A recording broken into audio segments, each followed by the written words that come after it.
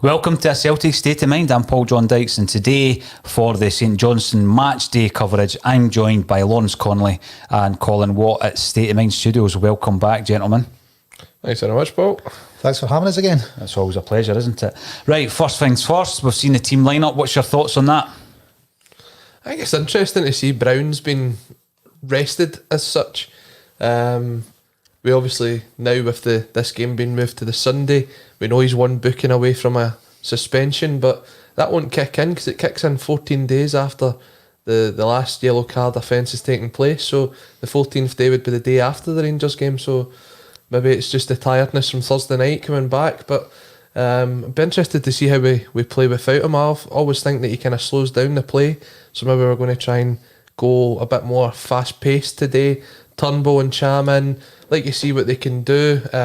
Turnbull really impressed me last week when he came off the bench, so hopefully with 90 minutes under his jersey he can create something, and I've got him down for first goal scorer today. Right, I'll be asking you a prediction in just a moment, Colin. Do you think, looking at the fixtures that were coming up thick and fast, you raised the point about Brown and his bookings a few weeks ago, or a few games ago certainly. He continually started the games. It looks as though Lennon was just pushing to get us through those qualifiers, get us into the group stages, and then he can actually rest Bruni, because I mean he's been playing well. He's come onto a game in the last 2 or 3 games, hasn't he? And it's just simply a case of resting him for McDermott Park, because we should have enough to get us through this. Yeah, definitely. I mean, the last couple of games he's certainly proved the level that he can still get to. You had a lot of people coming on saying, "Oh, where's the Brown haters now?" But look, the guy had a poor start to the season. He admitted it himself.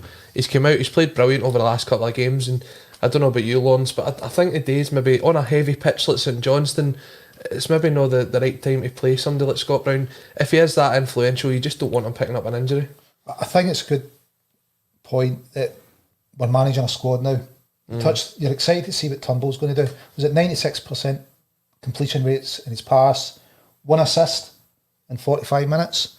So I think everybody's excited about seeing him. Cham's been doing all right this season. It'll be an interesting dynamic to see that change in midfield. At the back, how far is Julian away if El Hamid's coming in? You know, beaten. We were like, thank God we've got beaten, and then he gets injured. You know, we've got some big games coming up. I'm more worried about centre half than midfield just now. Our options in there. You know, El Hamid, you know, as much as he looks a cracking player, he doesn't always stay fit. Beaton's now injured, and I think Julian's taking longer to come back than he is suspected when he get injured. Yeah, that's true. I mean, obviously, Near Beaton came in, and I think he's been fantastic in that. One of your faves, Colin? He is. He's in my team of the 9 in a row. He is what he is he's. You never mentioned that for months, and then 3 games in, and you're shouting it for the rooftops. You wouldn't have said that a month ago, would you? Well, look what happened when you had us all expecting Ball and Golly to come back and get shipped at the door. So I didn't know if it was the Celtic State of Mind curse if we mentioned just assisting his departure. You know what I mean? Keeping him in the limelight, Colin. No, but you're right. El Hamid's come in again, a natural defender in there. Beaton obviously developed into a defender over his career. What was interesting in the papers today, I was reading that there's a bit of a tug of war going on between Celtic and Israel over whether Beaton will be going on international duty. Lennon wants him to stay, which means he's obviously in the plans for the Rangers game. We'll see how far Julian is away. What I'm interested in today is seeing that link-up play again between Edouard and Elyounoussi.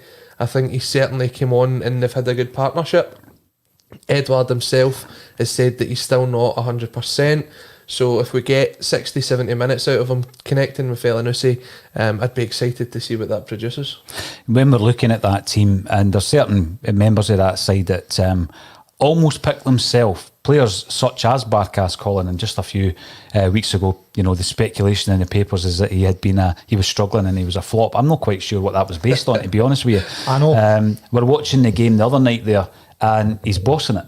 Not only is he bossing it, but he's, as I said the other night, he's doing all the wee crafty things that sometimes we've been a wee bit naive in. And I was loving that. I can see him becoming a bit of a cult goalie for us. Definitely. I don't know about you, Lawrence, but I think his distribution has been outstanding this season. There was a game, I think it was Thursday night, we're looking for the goal, and he picks it up, and it's the punt up front straight to Edouard, and it's direct. He's always looking to get the ball out. Sometimes when you had Gordon, even Foster was critical of this. It was taking the time, make sure everybody's away from the box, and then getting the ball out. we are far better as a team going forward when we're attacking and we're on the break, we're at pace. And Yeah. I think his distribution could be really key this season. Now that's a great point, because you're now looking at a midfield that you've already said there, and it's not a criticism of Scott Brown. I think when Beaton plays in the midfield, it's the same, Colin, that the tempo does slow down, to use one of John Collins' best phrase. The tempo, it kind of comes down a bit. If you've got a goalkeeper that's distributing it as quickly as that, it doesn't matter if it's a throw-in or a kick to the likes of Turnbull and Encham, I can see Celtic ripping this team apart today. I think, he's a good sweeper keeper. He can move it quick, but I think it's the variation we have him play now. Because we're always slow. We're always ponderous and build it slowly. Now teams really don't know, are they going to slow it down, or are they just going to bang it, hit as quick? So sometimes it's just being able to vary the play will keep teams guessing. But I think it's going to be a cracking buy. And I know why there was rumours he was struggling. It's basically because he plays for Celtic. And I think that the media will always hammer on new signings. They'll always give him a hard time. I'm going to come on to that. Last year, yeah, I'm going to come on to that. Interesting enough, Scott Brown's image has just appeared on the screen here. 35 years of age, Celtic appearances, Colin, 587. We spoke quite a bit over the piece around the 500 club, didn't we? When Scott Brown entered into that illustrious club of 12 Celts who have made 500 or more appearances. I mean, he's touching 600 this season. He's going to eclipse 600. He's then moving into the realms of Danny McGrain territory. I mean, that's quite incredible, isn't it? Yeah, I mean, and he's been at the club as long as Danny was at Celtic as well, getting on that way. I think Brown's coming up for like 13, 14 years at the club, and as much as Danny was a one-club man, you'd be almost lacking to forget the fact that Brown came from Hibs, because he's just been Mr. Celtic since he arrived, giving him the captaincy so young, and he's fully developed into a fantastic player for us. And as we're saying, nobody wants Scott Brown to fail, right? We know he's getting on in years, but what we're saying is he's not adverse to criticism. If he's having a poor game, people are going to say you're having a poor game. Just because he's the leader and the captain of Celtic doesn't exempt him from this kind of criticism. So, but he'll be the first one himself. He's got such high standards. He'll know when the time comes when he can't produce to the level that he wants to produce at. See the thing there, you're talking there about today he's been rested. Yeah. 3 weeks ago, if he was left at the side, he'd have been dropped. So again, another kind of masterstroke by Neil Lennon. He's managing the situation properly, and he's managing it well. He knew that Brown would come back into game, which he has done. We've got through the qualifiers, we're into the group stages. But going back to your point about Danny signed in 1967, and he played his last game in 1987. Yep. Right? He came back in 1997 as a coach, and he's still there. I mean, add up that. He's been here as a coach longer than he's been here as a player. And we talked to him and asked him, when he's going to retire, and he's thinking about it. I would love to see Danny writing a new book, but encapsulating all the managers he's worked under as a coach as well, since Wim Jansen right up to Lenny. He loves Lenny. Loves Lenny. Big fan of Lenny. Some book. But Danny also reminds you, he wasn't one club man, because after he left Celtic, he won the league with Accies. He did. He was the best player in the division. And he was like... It was just too easy for him. He swapped the green and white hoops for the red and white hoops. But even at that, he was like, what, 34, 35 at that point? Yeah, 35, I think, aye. He was even older than that. Because he said at 36 he didn't think he could play Premier League football. You're now looking at the age of Brown. He's 35. And he's still bossing games, he's still captain of the club, and he's still the first name on the team sheet. Ordinarily, he's just been rested today. So I think, people might say it's a tenuous one, but I think Neil Lennon deserves credit for that. He could have buckled to that pressure, and it would have been a dropping of the captain. He's rested him. Nobody's batting an eyelid, and McGregor takes the captain's armband. I tell you what, but if we hadn't played the 90 minutes on Thursday night, Scott Brown would be playing today, because he can play the game a week.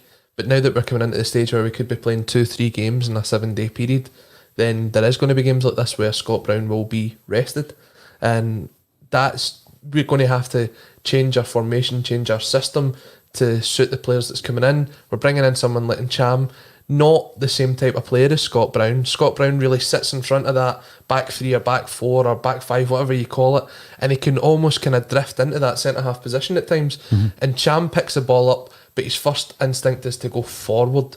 If you look at some of the goals that Encham's contributed towards, I think back to one of the happier memories of recent times is the Johnny Hayes goal at Ibrox last season. He picks that ball up just in front of the back four, and he's constantly linking the play up as we get in, and Hayes goes through, and the rest is history. So, and Cham's a sort of different player to Brown in that sense. Turnbull, more of a box-to-box player, kind of reminds me of Stilian Petrov a wee bit. It's not a bad thing, is it? No, I'd love him to produce the same goods as that.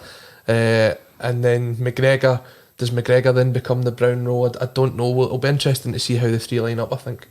Looking at that lineup, there's also one eye on the clash against Rangers, isn't there? And I'm going to go back to a point you made, Lawrence, when I said about Barkas getting stick and no real reason that you could put your finger on.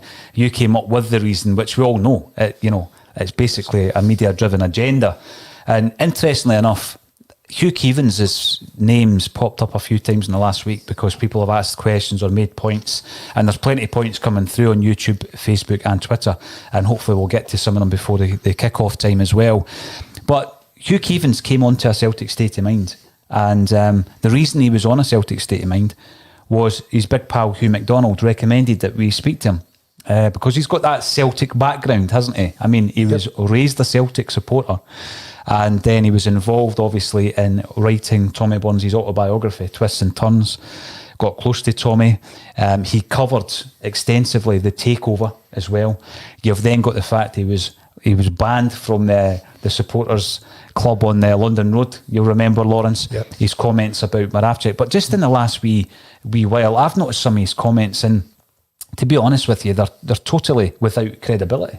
I mean, when he was talking about, and this is a Scottish media, going back to what you said, this is a Scottish media who is trying their best and trying their damnedest to link Morelos to any club in the world who might pay an extortionate fee. And, that fee doesn't exist because the interest doesn't exist. Meanwhile, when Keevins is talking about Ayer, he says, when they say Ayer is worth 20 million, which currency are we talking about?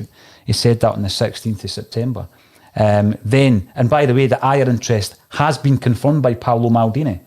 So it's not just picking a club out the lottery and then saying, they're linking Morelos to a £20 million move. This is genuine. It takes me back to the Lowell interview, remember? Who was it now? Jelavic, wasn't it? We've had a bid for Hooper from another club in another universe. Yeah. Exactly. And just today, again, you said you were reading the papers earlier. Obviously, you were checking them online. Nobody reads the papers, do they? And there was comments by Hugh Keevins which said, if Odsonne Edouard doesn't get out of Glasgow on the last day of the window, I suggest you look out the phrasebook and check out the French translation of his face is tripping him. Where's the balance? Where is the balance? That is nonsense. It's nonsensical. It's going back to the likes of Boyd last season saying there's a dressing room split and all this kind of stuff. This is a guy who's a so-called respected journalist coming away with this. He says to me on the podcast, and he's welcome to come back anytime he wants to discuss this. He said to me on the podcast that growing up, there was a portrait of Charlie Tully on his living room wall. And I'm wondering now, is there a picture of Peter Lawwell on his dartboard?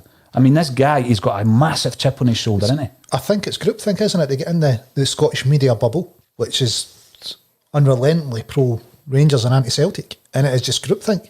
And they may start out, he needs to have a backbone, Lawrence. He needs to have a backbone. But I think he's just affected. He's been in it that long that he's now just part of the furniture in there, and he's part of that group, and that's the way they all talk, and he's just started talking like another one of the Scottish media. I think there was a time he was credible with the Celtic support, but that time's long gone. I mean, the last time he was credible, Rangers existed. Well, that's the thing you're talking about. He's part of the backbone. He's part of the kind of cabinet in there. Look at all the guys that have been there since I was a young boy. I'm talking like 20 years ago. Hugh Keevins was there. They're still there. When we talk about managers, we mentioned Craig Levein the other day saying he becomes irrelevant because his style of management is now not what is part of the current game. I think it's the same with journalism. I think if you're getting to a certain point where if you don't keep up with how people are kind of reading the media or understanding what you're saying, your point becomes almost irrelevant. I mean, Hugh Keevins, I'm not being ageist here at all. He's a good age and he's experienced everything and he's went through it. And there's certain guys like that in the media who still manage to keep up with current football and know what it's about.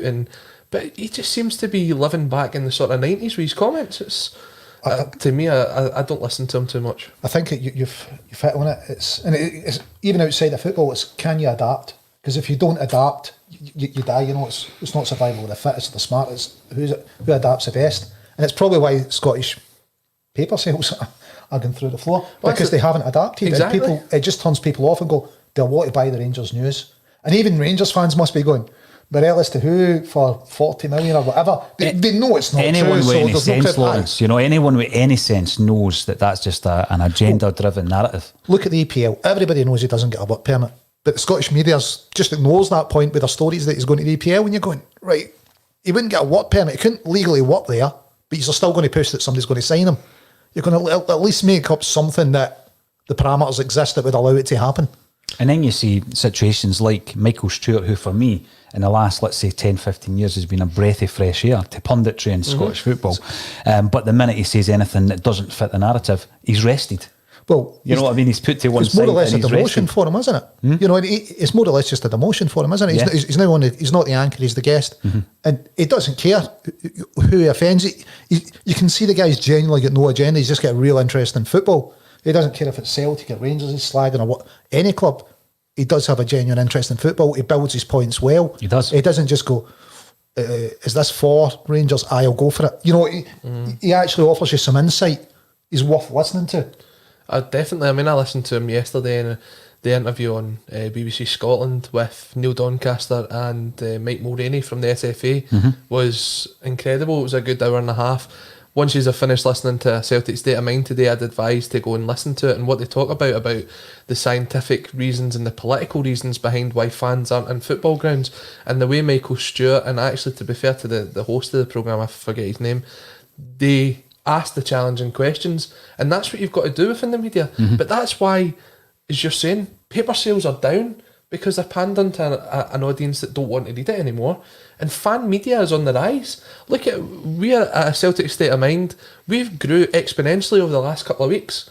You look at other platforms that are out there as well. They're growing because people are sick and tired of reading the same stuff day in, day out. They want to hear the positive side of media. And when you look at the papers, everything's negative. You're talking about Edward, if he's here in the last day, his face will be tripping him. What is that? That is sensationalism. He's made no comment, either directly or via his agent, that he's unhappy at Celtic. And in actual fact, it's been the opposite, hasn't it? Yeah, since then, we've maybe been bounced out of the Champions League. But, you know, Edouard is here to do a job, and him and Neil Lennon, I believe, have got a very good relationship. I'm bigging up Neil Lennon, not just because I'm trying to get back in his good books after the Champions League fiasco. I honestly believe that he manages some situations expertly. You're looking at the situation there where Celtic are interested in players such as Sessegnon from Spurs. Now, the deciding factor will be whether or not somebody like Neil Lennon can sell himself and the club to a player like that. There's interest from German clubs. Now, it would still be a massive coup if we managed to bring in a player like Sessegnon. But I think Ayeti already spoke about that. It was Lenny that sold the club to him. He is a good man manager. Yeah. We talked about the carrying way through the standard of players we're getting like to, you know, from Italian football. Absolutely. We're going after the correct Stepped up a level, Lawrence. Definitely, it's the correct standard we're going after now, especially when it's in the loan market. You know, these are players that we know we can afford, but we can get them on loan for a very important season. We can use. And hopefully someone like Taylor can learn from him, who I think's having an outstanding season for us so far, no matter how much. And you know I've stuck up for him for day one, but, you know, he's got a lot to learn, yeah. But imagine him playing with an experienced guy in front of him or someone better and training every day. I remember you mentioned earlier on the heavy pitch at McDermott, and I remember, I think it was the last game we played there, just before lockdown, 1-0. Yeah, we were talking about that coming through, actually. We were in the front row that day, and the ball was holding up ridiculously in the surface. And I think, did Lee Griffiths miss a sitter at the back post because the ball held up? Something like that. The point I was going to make there, Colin, you're right. I mean, the ball just wasn't travelling, but Taylor was really struggling that day. And you could actually see Edouard, the work rate was unbelievable. He was actually coming deep to help out Taylor. And it'd be interesting to see how he deals with that challenge today, because Stevie May obviously was the top man at St Johnstone for a number of years. He left. It didn't really work out for him. He struggled when he came back up to Aberdeen. But I remember that day as well, he was the danger man, wasn't he, for St Johnstone? And he's always the type of player that might just pop up. And I think when I was watching that game, he was all over the pitch and he was giving our defence a torrid time. He'll be sniffing out any kind of loose balls, anything that sticks up. You know, he's just on the shoulder. and he is kind of just constantly in motion. He doesn't give the defenders peace or, time to dwell on the ball and pick a pass, does he? He's trying to force the mistake. But I think this will be a game where Duffy can show his experience. If the surface does start to hold up, what will happen is a lot of the balls will go up through the air. When the ball's in the air, Duffy's the commanding centre back, and that's when you need him to kind of reinforce that today. If he's up, he's going to be man managing probably the striker. I've not seen the St Johnstone lineup, so I'm not sure who is up front. I'd assume it'll be probably Callum Kennedy. If that's the case, you want Duffy to come in and be dominant in the air once again. As we look on Sky Sports and we see that Scotland have got 3 games in the next week. To me, that's going to be our biggest issue before the Rangers game. Is if there's 3 international games in the next 2 weeks, there's every chance that players are going to come back exhausted or with an injury. So if Lennon wants to pull them all out the squads, I'd be more than happy with that. Absolutely no issue with that, because see, when it comes down to it, Colin, right, and there are people who are members of the Tartan Army and they support the national side and all the rest of it, my priority has always been Celtic, and I don't want any injuries, because we're in 5 tournaments this season. Last season the Scottish Cup games are coming up, we've got the Rangers game coming up. Why would you put your players out there for fear of injury, and they come back? What if Christie comes back, McGregor comes back injured? I think historically, Scotland's not always been the best place for Celtic players, and we used to get called up all the time. You'd see Rangers getting away with resting the players, or Rangers players being allowed to pick what games they played and didn't. I don't think Celtic owe the Scottish national team anything. No, I mean, you look at the guys like Ollie McBurney, pulled out at the last minute and then 24 hours later played a friendly. I mean, there's no respect, I think, for these players, and it's probably part of the reason why nobody's got that much of a vested interest in the national team nowadays as well, because the players don't seem to care when they turn up either.